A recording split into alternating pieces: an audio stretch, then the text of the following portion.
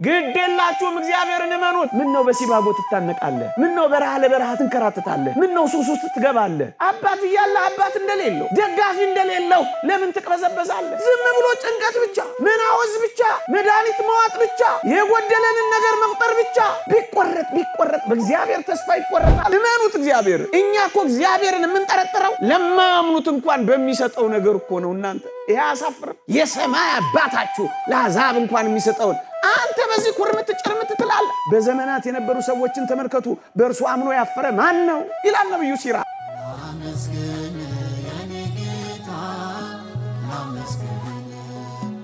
ጊዜያችን አጠር ያለ ስለሆነ በአንድ ርዕሰ ጉዳይ እንድንማር አሰብኩኝ። እግዚአብሔር ከሁላችን ጋር አትጨነቁ በሚል ርዕስ የዛሬውን ትምህርት ሰሞኑን በተነበበው የቅዳሴ ምንባብ ጥቂት አስታውሳችኋለሁ። በየአጥቢያ ቤተክርስቲያኑ እንደተማራችሁ አስባለሁ።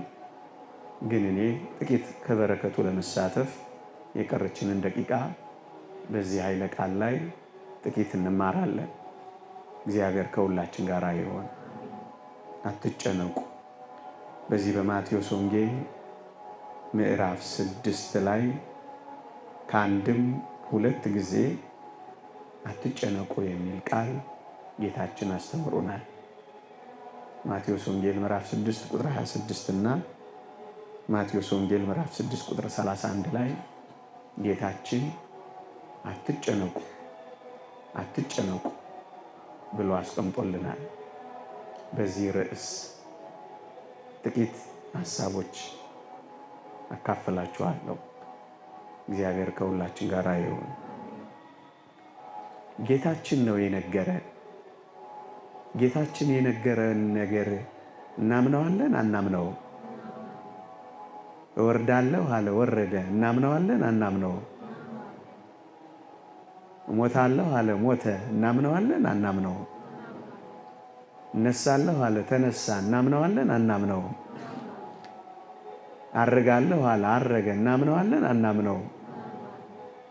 መጥቼ ወስዳችኋለሁ ብሏል። እናምነዋለን አናምነው? አሁን ደግሞ አትጨነቁ ይለናል። እናምነዋለን አናምነው? ታምኑታላችሁ? ይኸውላችሁ እምነት ማለት ይህንንም ጭምር ማመን ነው ወገኖቼ። ካመንን እንደዚህ ነው የምናምነው። ያለንን ቃል ኪዳን የገባልንን ያስተማረንን የነገረንን ልናምነው ይገባል። እግዚአብሔር በቃሉ የታመነ አምላክ ነው። ነግሮን አያስቀርብንም። ቃል ኪዳን ገብቶልን አያዘገይብንም። እውነት ተናግሮን ሐሰት የለበትም። አትጨነቁ ሲለን ለምንድን ነው ማናምነው? ወገኖቼ ክርስቲያን የሆነው እኮ አትጨነቁ የሚለውንም ቃል ጭምር ለማመን ነው። ለምንድን ነው ማንጨነቀው? ጥቂት ሐሳቦችን እናንሳ። አንደኛ ለምን እንደማንጨነቅ አብራርቶ ነግሮናል ጌታችን። ከዛ በፊት ግን በአንደኛ ጴጥሮስ መልእክት ምዕራፍ 5 ቁጥር 7 ላይ እርሱ ስለ እናንተ ያስባልና የሚያስጨንቃችሁን ሁሉ በእርሱ ላይ ጣሉት ይላል። በሁለት ነገር ነው እንዳንጨነቅ የሚነግረን በዚህ የመጽሐፍ ክፍል ላይ። አንደኛ ስለኛ የሚያስብልን አለ። እርሱ ስለ እናንተ ያስባልና ይላል። ስለኛ ያስባል አያስብም? ያስባል አያስብም? ስለኛ ያስባል። አንድ ሁለተኛ የሚያስጨንቀንን ነገር እንኳን ቢኖር ልንጥልለት የምንችለው አምላክ እንዳለ አስተምሮናል።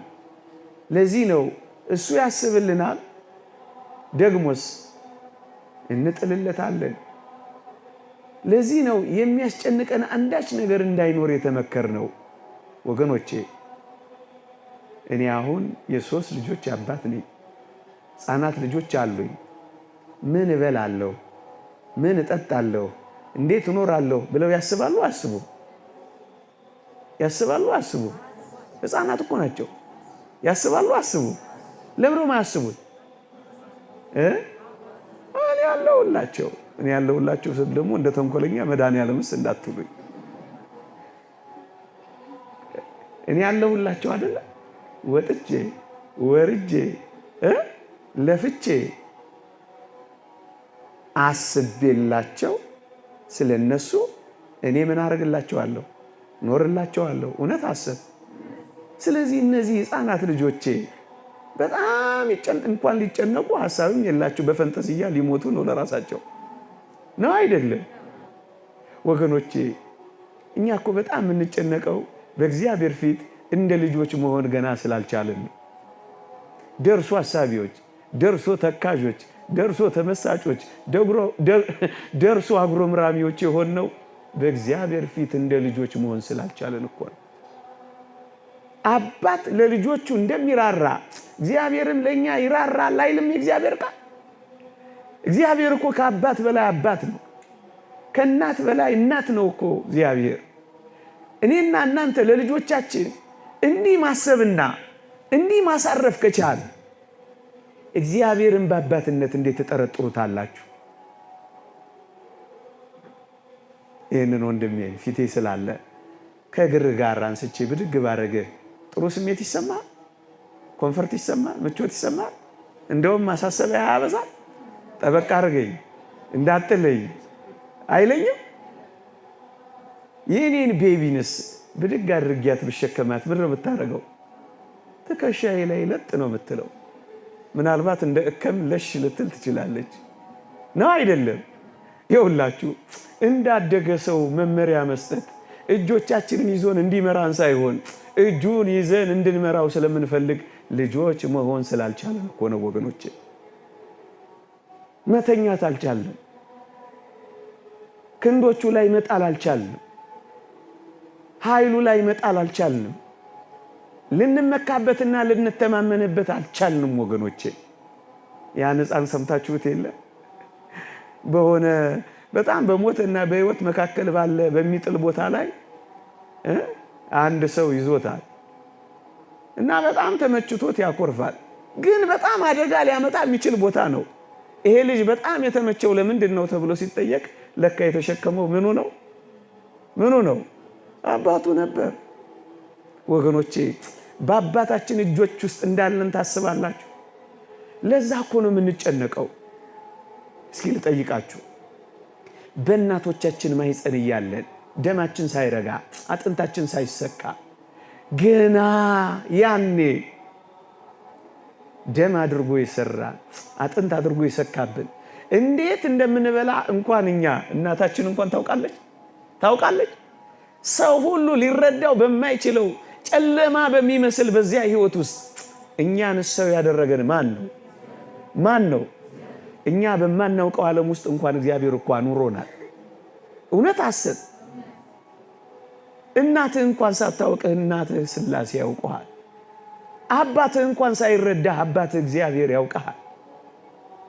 በዚያ ጥልቅ ጉዳይ ውስጥ እንኳን እግዚአብሔር ማኖር ከቻለ ዛሬ ህይወት ዘርተህ መንቀሳቀስ እየቻልክ እግር እጅ ኖሮ ማሰብና መመዘን እየቻልክ እግዚአብሔር ይተወኛል ብለህ እንዴት ታስባለህ? አትጨነቁ። እማንጨነቀው ስለኛ በርግጥ የሚያስብ እግዚአብሔር ስላለ ነው። አንደኛ። ሁለተኛ ለምንድን ነው በጣም ማንጨነቀው ካላችሁ የሚበልጠውን የሰጠን እግዚአብሔር የሚያንሰውን እንደማይከለክለን ስለምናውቅ ነው። እውነት አሰብ። የሚበልጠውን ሰጥቶናል አልሰጠንም? ይኸውላችሁ በምትበሉትና በምትጠጡት ወይም ስለ ሰውነታችሁ በምትለብሱት አትጨነቁ።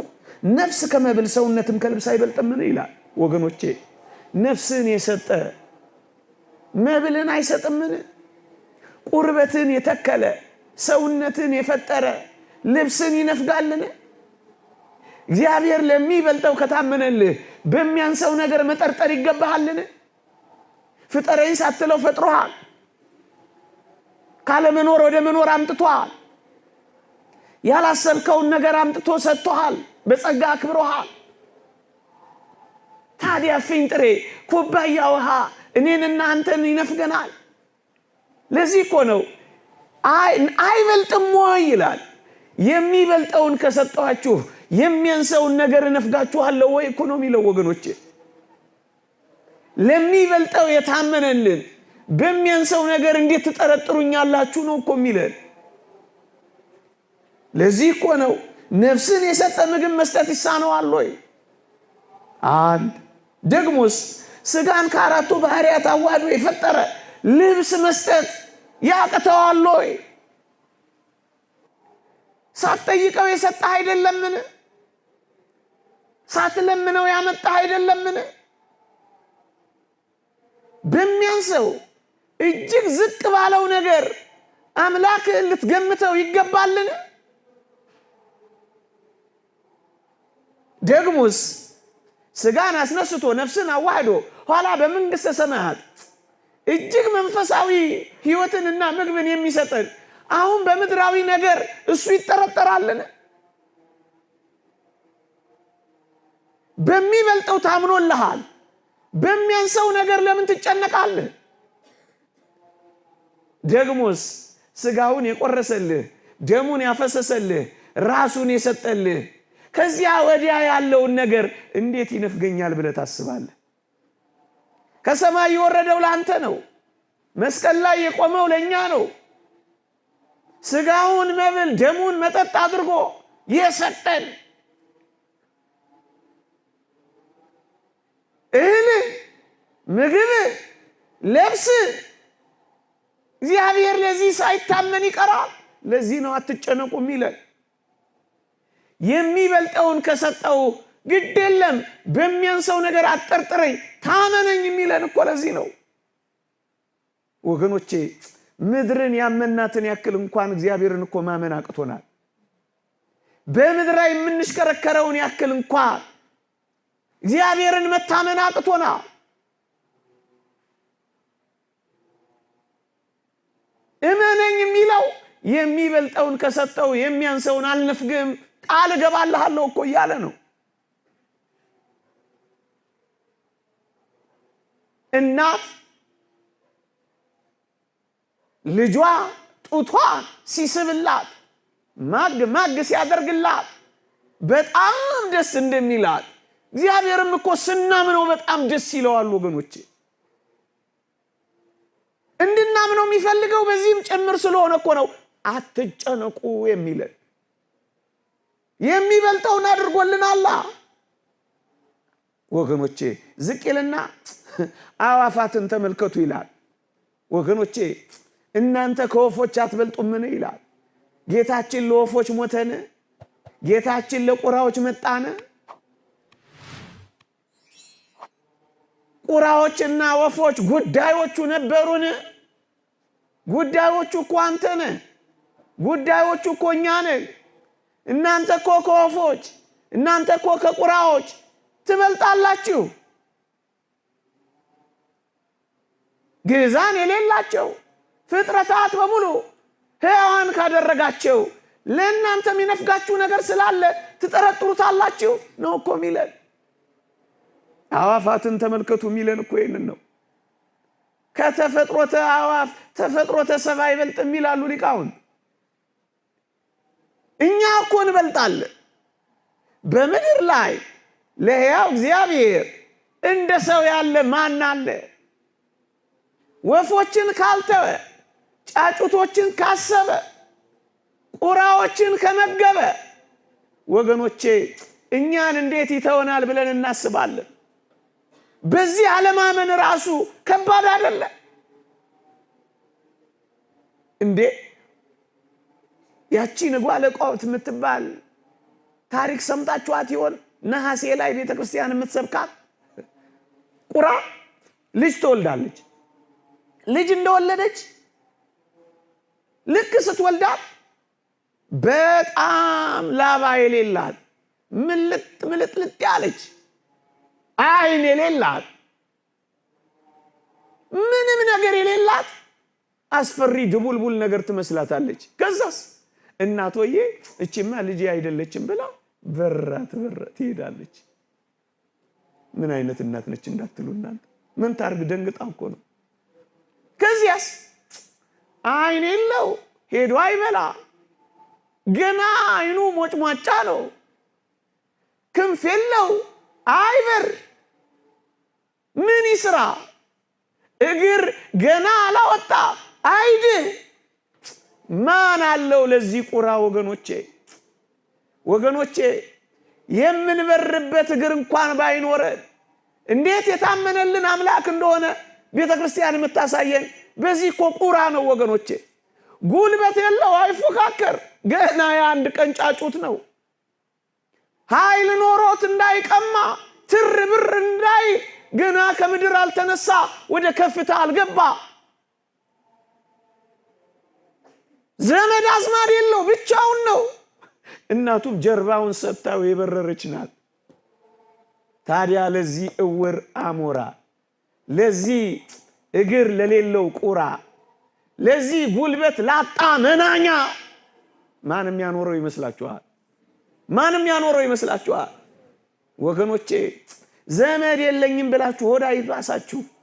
እግዚአብሔር ከዘመድም በላይ ዘመዳችሁ እኮ ነው። ከወንድም በላይ ወንድም ነው። ከእህት በላይ እህት ነው። እንደ ደመና የከበቡን ቅዱሳን አሉን። ስለኛ ምጥ የሚያዙ እንኳን ሥላሴ ስለናንተ ዳግመኛ ምጥ ይዘኛል ያለውን ጳውሎስን አታስታውሱ? አልገባንም እንጂ እንደ ከዋክብት የሚበዙ እንደ አሸዋ የሚሰፉ ዘመዶቻችን እኮ አሉ። ዘመድ ተወኝ፣ ደጋፊ አጣው፣ ረጂ አጣው፣ ተመልካች አጣው ብላችሁ ለምን ሆድ ይብሳችኋል? ለምን ጭንቀት ይገባችኋል? ለምን አቅል ያስታችኋል? ለምን አንገታችሁን ቅብር ያደርገዋል? ብቻችሁን እንኳን ብትሆኑ መብረሪያ ክንፍ ብታጡ መመልከቻ አይን ባይኖራችሁ መመከቻ ጉልበት ባይኖራችሁ እርጅና ቢጫናችሁ ግድ የላችሁም። እግዚአብሔርን እመኑት። ያስርባችሁ እንደሆነ እዩት፣ ያስጠማችሁ እንደሆነ ፈትኑት። ምን እንደሚያደርግ ታውቃላችሁ? ያ ጫጩት ሲወለድ የሚያጣብቅ ነገር አብሮ ይዞት ነው የሚወለደው። ስቲኪ የሚያጣብቅ ነው። ከዛስ ይሄንን እንደ ምግብነት የሚጠቀሙ ጥቅቅን ሕዋሳት ይመጡና ነፍሳት ይመጡና ላዩ ላይ ያርፋሉ። አጅሬስ ሳብ እያደረገ ይመገባቸው ይጀምራል። እየሰማችሁ ነው። መጠጥ እያደረገ ያስገባቸዋል። ጥቂት ጊዜያት እንዳለፉ ላባ ማውጣት ይጀምራል። ምን ነው ተስፋ ትቆርጣለህ? ምን ነው ትደክማለህ? ምን ነው በሲባጎ ትታነቃለህ? ምን ነው በረሃ ለበረሃ ትንከራተታለህ? ምን ነው ሱስ ውስጥ ትገባለህ? አባት እያለ አባት እንደሌለው፣ ተመልካች እያለ ተመልካች እንደሌለው፣ ብርቱ ክንድ እያለ ደጋፊ እንደሌለው ለምን ትቅበዘበዛለህ? ኃያሉ እያለ ድካም ለምን ይሰማል? እንደዚህ እንኳን ብትሆኑ መጋቢ አላችሁ።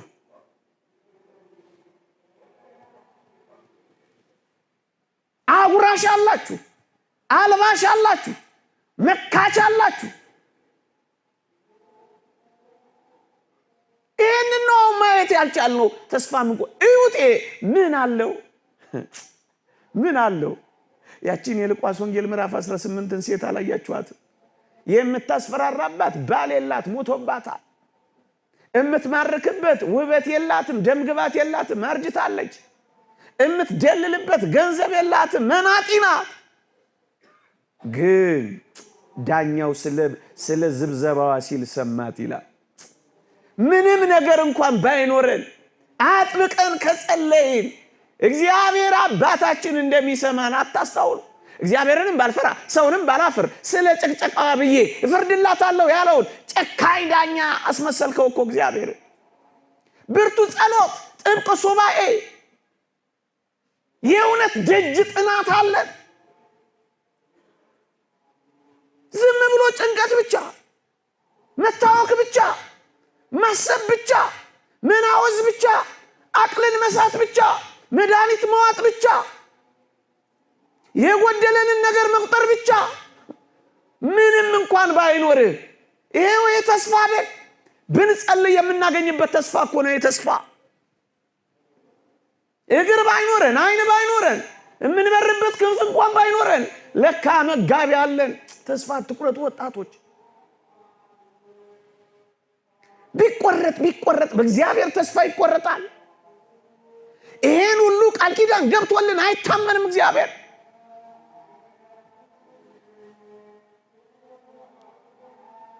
ከዛስ ሳብ እያረገ መብላትና መጠጣት ሲጀምር ጸጉሩም ሲመጣ ላባውም ሲመጣ እግሩም ሲመጣ አይኑም ሲከፈት እናቶዬ ምን ታደርጋለች? ይሄማ ልጄ ነው ብላ በራ ደርሳ ከተፍትልለታለች።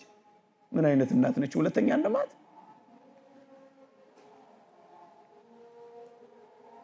ቁራዎችን ተመልከቱ። እንዲህ ሆነው የሚያኖራቸው አምላክ አለ ወገኖቼ። አይኖቹ እኮ እኛ ላይ ናቸው። ተስፋው እኮ እኛ ነን። መንግሥተ ሰማያት እኮ ለእኛ ናት። ታዲያ ለማን ትሆናለች እቺ? ቁራዎችን ተመልከቱ፣ አበቦችን ተመልከቱ። ጎተራ የላቸው፣ እርሻ የላቸው፣ ማሳ የላቸው። እሱን እኮ ነው የሚለው ይሄ ወንጌል። የላቸው ግንስ የሰማይ አባታችሁ ይመግባቸዋል። አንተ ከወፎች ታንሳለህ። ይበራሉ ብቻ እግዚአብሔር ይመግባቸዋል። አንተ ብረር እንጂ አንተ በሃይማኖት በእምነት ውጣ እንጂ ሳይመልስልህ ከቀረ ይኸው እዛ በመጽሐፈ ነገሥት ላይ ዝናብን ሳላዘንብ የሰማይ መስኮትን ባልከፍት ብሎ እኮ ቃል ኪዳን ገብቶልሃል። ቃል ኪዳኑን ለመጠመቅ አንተ ብረር እንጂ ለምን ትጨነቃለህ? አትጨነቁ። ቁራዎችን ተመልከቱ። አትጨነቁ።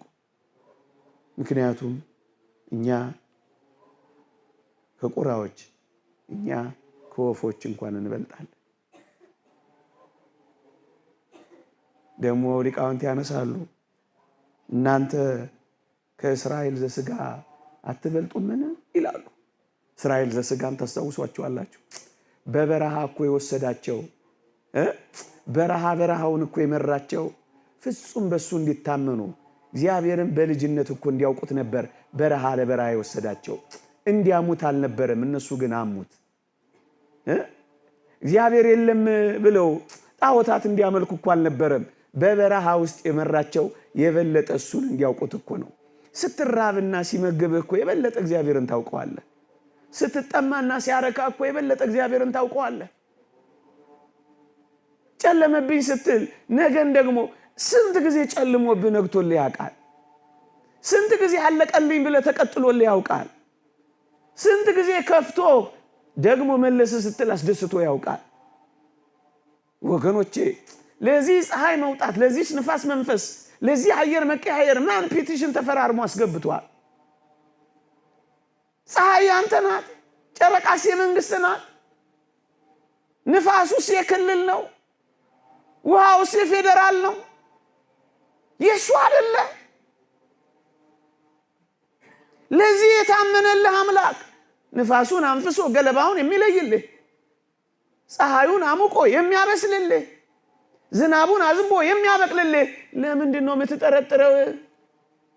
በረሃ የወሰዳቸው ለምን እንደሆነ ታውቃላችሁ? የበለጠ እግዚአብሔርን እንዲያጣጥሙት ነበር። እነሱ አልተጠቀሙበትም እንጂ ምንድን ነው የሚላቸው ወገኖቼ? እንዲህ ይላቸዋል 40 ዓመት በበረሃ ስመራ ልብስህ አላለቀ፣ በትርህ አልወደቀ፣ ጫማህ አልተቀደደ፣ እስራኤል ሆይ ስማ ይላቸዋል። ለምን መሰላችሁ? ልብሳቸው እንዳያልቅ ጋረደላቸው። ፀሐይ አይመታቸውም። ጫማቸው እንዳይቀደድ አሸዋውን ጋረደላቸው። ከዚህ በላይ አምላክ አለ? እስራኤልን እኮ ከግብፅ ነው ያወጣቸው። እኛን እኮ ከሲኦል ነው ያወጣ። እስራኤልን እኮ ሙሴን የመራቸው፣ ለእኛ ክርስቶስን ይመጣል።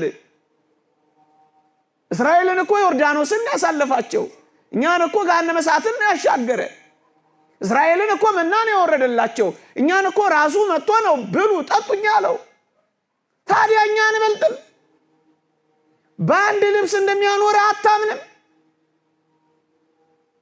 እንደው የምር ብናምነው አንድ ቀን በበላ ነው ብዙ ቀን ሊያኖረን እንደሚችል አናውቅም።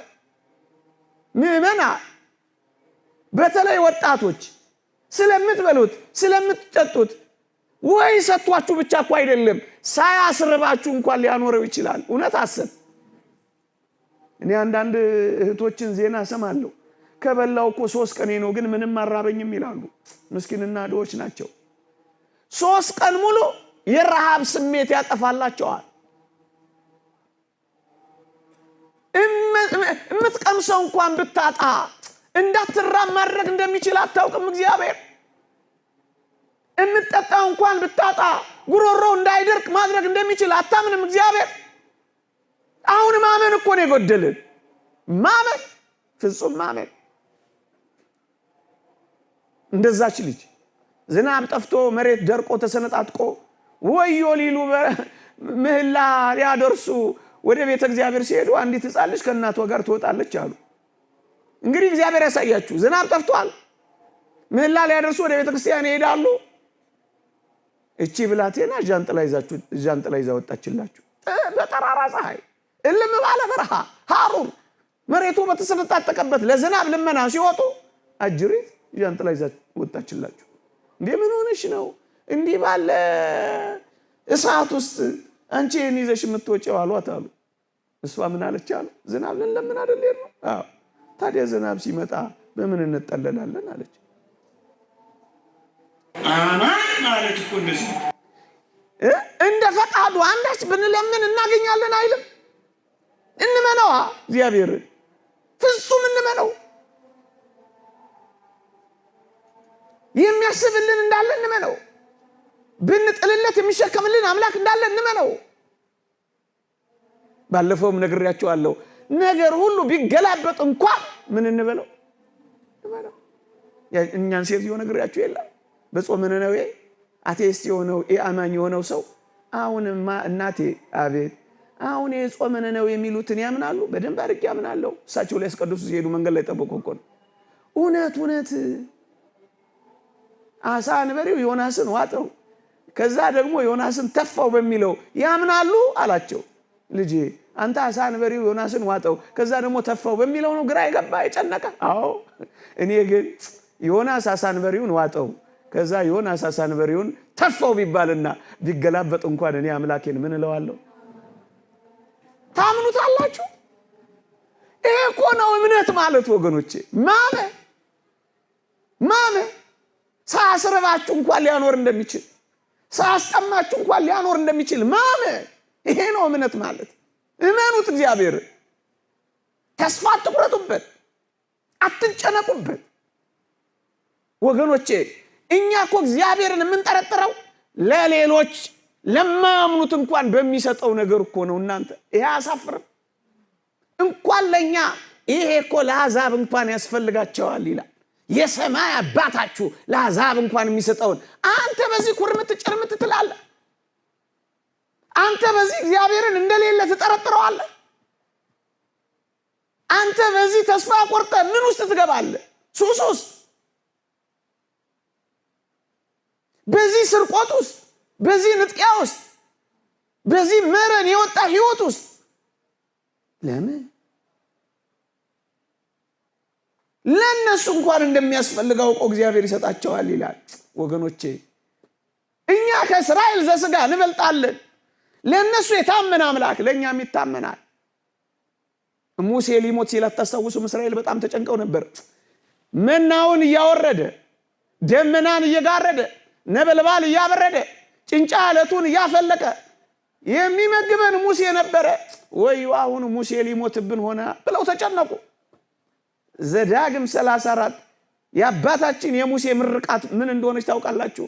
እስራኤሎች ስማ መኖሪያ የዘላለም አምላክ ነው አላቸው። መኖሪያ ማን ነው? ክርስቲያኖች መኖሪያችን እኮ የዘላለም አምላካችን ነው። እንደው ምን ይላል? የዘላለም ክንዶች ከበታች አሉ ይላል። ያቅፋል እኮ ክንዶቹ። እንዴት አሳልፎ ይሰጣል? መኖሪያ እኮ ገንዘብ አይደለም። መኖሪያ እኮ ሀብት አይደለም። እግዚአብሔር መኖሪያ ነው የሚለው። መኖሪያችን እናድርገው። ሌላውን ነገር ሁሉ እንቶ ቢኖራችሁ እንኳን እርሱት ወገኖቼ። መኖሪያ የዘላለም አምላክ ነው። እሱ ስለሆነ እኮ ነው እርሻ በሌለበት ውስጥ ያጠግባቸው የነበረው። ድርጭቶች በማይረቡበት እርባታ በሌለበት ውስጥ ድርጭትን እየሰጣቸው ያጠግባቸው የኖረው መኖሪያቸው የዘላለም አምላካቸው እግዚአብሔር ስለሆነ እኮ ነው። እንዲህ ስታምነው እንኳን ለሚያምኑት ለማይታመኑት እንኳን በመብልና በመጠጥ በመልበስ የማይጠረጠር ነው እግዚአብሔር። አንተ ትበልጣለህ።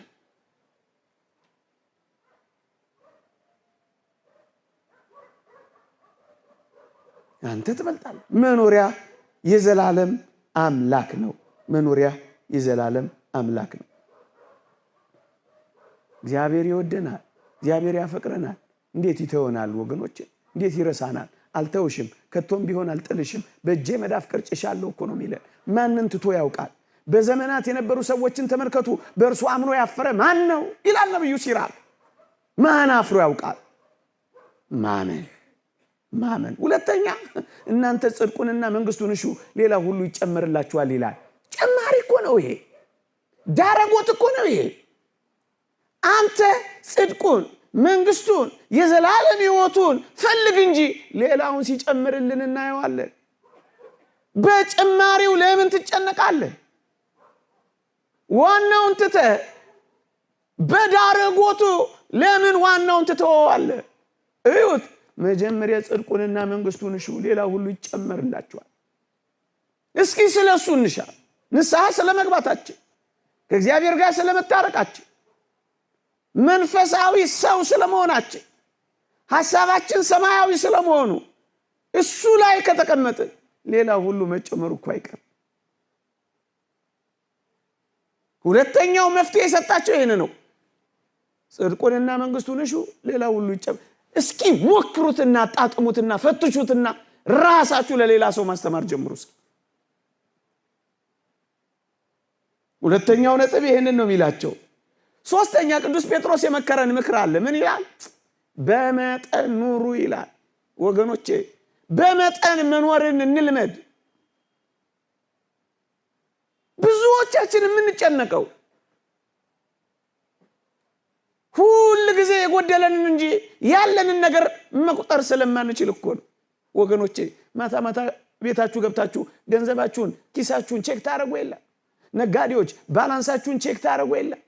ባላንስ እያላችሁ አካውንቶቻችሁን ትጠይቁ የለ? በየወሩ ባንክ ሪኮንሲሌሽን ታሰሩ የለ? ታውቁ የለ ያላችሁንና የሌላችሁን? ለምንድን ነው የምትወዳደሩት ከሌሎች ጋር?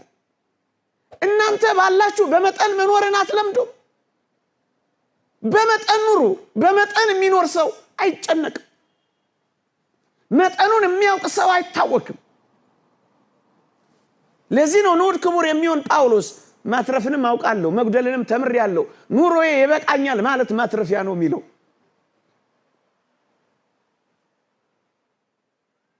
የእግዚአብሔር ቃል የሚለው የዕለት ጉርስ የዓመት ልብስ ካለን ይበቃናል ነው የሚለው።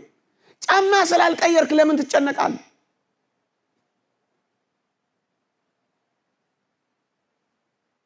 ለምን ትጨነቅ? የዕለት ጉርስ ካላሳጣ ለምን ትጨነቃለህ?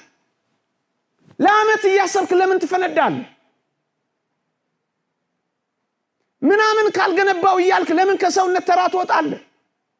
ለምን ትሰርቃለህ? ለምን ታታልላለህ? በመጠን ብትኖር ግን ጸጥ ታደርገዋለህ የሚያውክህን ነገር በሙሉ። ይበቃኛል ማለት ወጣቶች ኑሮዬ ይበቃኛል ማለት ማትረፊያ ነው። ይበቃኛል፣ የዕለት ጉርሴን የዓመት ልብሴን ካገኘው ይበቃኛል፣ ጥሪቴን ኢየሱስ ክርስቶስ ካደረኩት ይበቃኛል። ዮሐንስ ዘሰዋስው ጆን ዘክላይማክስ የቅዱሳን ጥሪታቸው ሀብታቸው ንብረታቸው ኢየሱስ ክርስቶስ ነበር ይላል። ለምንድን ነው የምትጨነቁት? ለማጌጥ ለማሸብረቅ። ለምንድን ነው መከራ የምትበሉት? ዓለም መጀመሪያ ሜካፕዋን ከዛ ውበታችሁን ነው የምታጠፋው። ዓለም መጀመሪያ ሳቋን ከዛስ ደስታችሁን ነው የምትወስደው። ዓለም መጀመሪያ ቡረቃዋን ከዚያስ ለቅሷችሁን ነው የምታመጣው። ይበቃኛል ካላችሁ ታርፋላችሁ። ከሰው ጋር አትወዳደሩ። ቅናት አያበግናችሁም። ወንድማችሁ ምንም ቢያደርግ ደስ ይላችኋል። ምክንያቱም ኑሮ ይበቃኛል ብላችሁ ስለምትኖሩ። ኑሮ ይበቃ በመጠን መኖርን መልመድ። በመጠን መኖርን መልመድ። አለመፎካከር፣ ዓለሙን እያያችሁ አትባክኑ። ጭንቅ አትበሉ። እናንተ ተረጋጉና ስከሩ። እግዚአብሔር የእውከት መንፈስ አልሰጠን፣ የመረጋጋት መንፈስ ነው የሰጠን። እየሌላችሁ እንዳላችሁ ይሰማችኋል። በዓለም ምኞት፣ በአይን አምሮት አትቃጠሉ። ባላችሁ ነገር ክርስቲያን እንደመሆናችሁ ኩሩ። ባላችሁ ነገር አመስግኑ። በሌላችሁ ነገር አትጨነቁ። የሚያስፈልጋችሁ ከሆነ እግዚአብሔር በጊዜው ጊዜ ያደርገዋል ብላችሁ አስቡ። ስለ ትዳር በማሰብ እንዳይከብድባችሁ አትጨነቁ ነው የሚለው። እግዚአብሔር በሚሰጠው ጊዜ ይሰጣል። አትጨነቁ። እርሱ ስለኛ ምን እንደሚያስፈልገን እኮ ያውቃል። ሳንለምነው ያውቃል። ሳንጠይቀው ይሰጠናል። ለምንድን ነው ተጨንቀን ከአእምሮ ውጭ ምን ሆነው? ለምንድን ነው ከመረጋጋት ምን ወጣው? በመጠን መኖርን መልመድ። ሌላው መፍትሄ የሚሰጠው ተጨንቆ በቁመቱ አንድ ክንድ መጨመር የሚችል ማን ነው ይላል። አሁን ያነበብኩላችሁ ማቴዎስ ምዕራፍ 6። ተጨንቆ ማንም ሰው ምንም ፈቀቅ ማድረግ አይችልም። መጨነቅ ፈቀቅ አያረግም። መጨነቅ ያጎላል። መጨነቅ ያሳምማል። መጨነቅ አእምሮን ያውካል። መጨነቅ ጤናን ያሳጣል። መጨነቅ ውስጥን ይጎዳል። መጨነቅ ማህበራዊ ህይወትን ያቃውሳል። መጨነቅ ጥፋት እንድታጠፉ ይገፋፋል። መጨነቅ ጥሩ ውሳኔ እንዳትወስኑ ያረጋችኋል። መጨነቅ የአእምሮ ህመም ያመጣባችኋል። መጨነቅ ተስፋ ያስቆርጣችኋል። መጨነቅ ብቻነትን፣ የበታችነት ስሜትን ይፈጥርባችኋል። ምንም አይጎዳው ነገር አለ። ምንም ግን አትጨምሩም። ብዙ ነገር ግን ይጎልባችኋል። ተጨንቆ ከቁመቱ አንድ ስንዝር መጨመር የሚችል ማን ነው? ማንም የለም። አትጨነቁ። አትጨነቁ። አትጨነቁ። ሌላው አንድ ወይም 2 ደቂቃ በተለይ ወጣቶች በዚህ ዘመን ተደጋግፉ፣ ተበረታቱ። በተለይ ክርስቲያኖች እርስ በርሳችሁ 3 የምትበሉ ተጨንቀው የሚበሉት ላጡ አካፍሉ። ወገኖቼ ወደኛ የሚመጣ የየትኛውም ሀብት የኔና የናንተ ብቻ አይደለም። እደግመዋለሁ፣ የኔና የናንተ ብቻ አይደለም።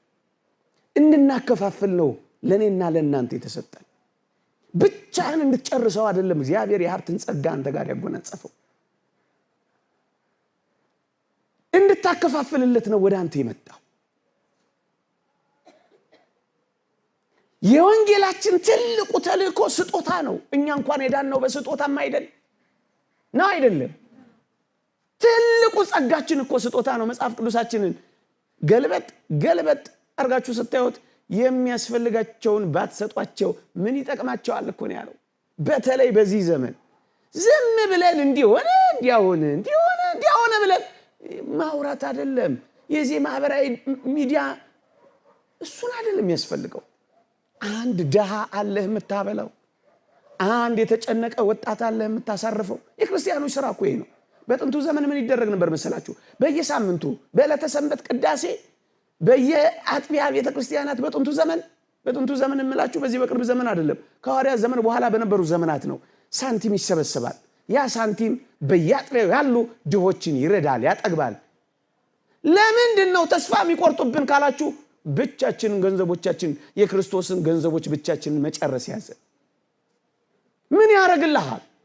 ወንድምህ ተራቅቶ አንተ በተመቹ ኮንፈርቶች መካከል ብትመነሸነሽ ምን ያደርግልሃል? ክርስቶስ እርቃኑን ወድቆ አንተ ብታጊጥና ብታሸበርቅ ምን ይጠቅማል? ተረዳዱ፣ ተደጋገፉ። እንደውም አባቶቻችን መጽሐፍ የጧት ለማኝ ለማታ ለማኝ ያጉርስ ይላል። ለማኝ ለለማኝ ነዳይ ለነዳይ እንኳን ያጉርስ። 3 የምትበሉ 2 የማብላት ልመዱ እስኪ። ይዛችሁ ውጡ ቁርሳችሁ፣ ይዛችሁ ውጡ ምሳችሁ። ዝም ብሎ ወንድሜ ነው፣ ዝም ብሎ ወገኔ ነው፣ ዝም ምንድነው ይሄ? ስጡ፣ አካፍሉ፣ ተረዳዱ፣ ተጋገዙ፣ እንባውን አብሱለት፣ የጎበጠ ጉልበቱን አቁኑለት፣ የተጣበቀ አንጀቱን ደግፉለት። አንድ ድሃ ይኖራ 2 ድሃ አለ። በሳምንት የምታስበው በወር የምታስበው አለ። ገንዘብን ወደ ሰማይ ላከው። መልአከ ብርሃን ሰላማ እንዳሉት ገንዘባችሁን ወደ ሰማይ ላኩት። በጣም ድሃ ይረዱና ይደግፉ ነበር አሉ። እና እዛ አካባቢ የነበሩ ሰዎች መጥተው ምን ነው መልአከ ብርሃን ምን ነው ገንዘቦትን እንዲያድርገው ጠሉት አሏቸው አሉ። መልአከ ብርሃን ምን አሉ አሉ እኔም ልጆቼም ኋላ ወደ ምን ሄድበት ቦታ ቀድሜ በሰደው ገንዘቤን በጠላው ነው በወደው ነው አሉ አሉ። ቢወዱት ነው ቢጠሉት? ኋላ ወደ ምትሄድበት ላከው፣ ወደ ላከው፣ ወደ ዋና አድራሻ ላከው። ተደጋገፉ። አንዳንድ ድሃ ቢኖራችሁ ምን ድሃ ይኖር ነበር? አንዳንድ ምስኪን ብታጎርሱ ምን ምስኪን ይኖር ነበር? እምትሰጡት እንኳን ብታጡ ፍቅር ስጡ። ዮሐንስ አፈወርቅ የሚለው 2 ዲናር የለህምን? 2 አይን አለ ይበት፣ 2 እግር አለ ጠይቅበት፣ ደግፈው፣ አይዞ በለው፣ አበርታው። ሱሳይድ በዛ ምን በዛ። እናኛ ሳንሰራ ላይ በዛ ነው። ምን አረግንኛ? ምን ሰራንኛ? ምን ተወጣንኛ? ምን ፈቀቅ አረግንኛ? ክርስትናው ምን ሰራ? ምን ውጤት አመጣ? አመት ባል እየጠበቀን በበሬ ብናንበሸብሻቸው ምን ቁም ነገር አለው? አመት ሙሉ አስርበናቸው ሰብሰብ ይያላችሁ። ሌላው ግን ስራ ስሩ ባካችሁ። ወጣቶች በርትታችሁ ስሩ፣ ጠንክራችሁ ስሩ፣ ብረሩ፣ ውጡ፣ ውረዱ። ገና ስራ ያልተጀመረባት ሀገር አለች አውቃለሁ። የማይመቹ ሁኔታዎች ይኖራሉ፣ ግን ግድ የላችሁም። ዛሬ እንጀምር፣ ነገ ይሳካል። ጥሩ ማይክሮ ፋይናንሶችን ፍጠሩ። ጥቂት ቆጥቡ፣ ጥቂት ቆምግቡ። አንዳቸው ሲነሱ ሌሎቻቸው ይተካሉ። አንዳንዶቻቸው ይደራጃሉ። እነሱ በሚፈጥሩ ስራ ሌሎች ይቀጠራሉ። የምግብ መመገብ ፕሮግራሞች ይኖራሉ። ተስፋ ማይቆርጡ ልጆች ይኖሩናል። ተስፋ ማይቆርጡ ማይሰደዱ፣ ሳውዲ ድንበር ላይ ማይገደሉ፣ ደማቸው ማይፈስ ከኛ ጋር መኖር የሚፈልጉ በመንፈሳዊ ህይወትም በስጋዊው እናስተናግዳቸው ይኖራሉ። ጭንቀታቸውን እናቀልላቸዋለን። ሳንጎራረስ ሳንደጋገፍ እንደው መመጻዳደቅ በመኪና ሸር ይያሉ ማለፍ ብቻ፣ በቪላ ቤት ማስቀናት ብቻ፣ በጨርቅ መቀማጠል ብቻ፣ በሜካፕ መኖር ብቻ። ክርስትና ነው። $8 ቢሊዮን ለሜካፕ አወጡ ብላችሁ ለምን አውሮፓውያንን ታሟቸዋላችሁ? እኛስ ከዛ በላይ ቅምጥልነት ላይ አይደለንም ያለ ነው። ባካችሁ ስራ እንስራ። ይቆየን። ጮኩባችሁ እንዴ? ተቆጣዋችሁ እንዴ? ይሉኝታ ይዛችሁ ነው መቼ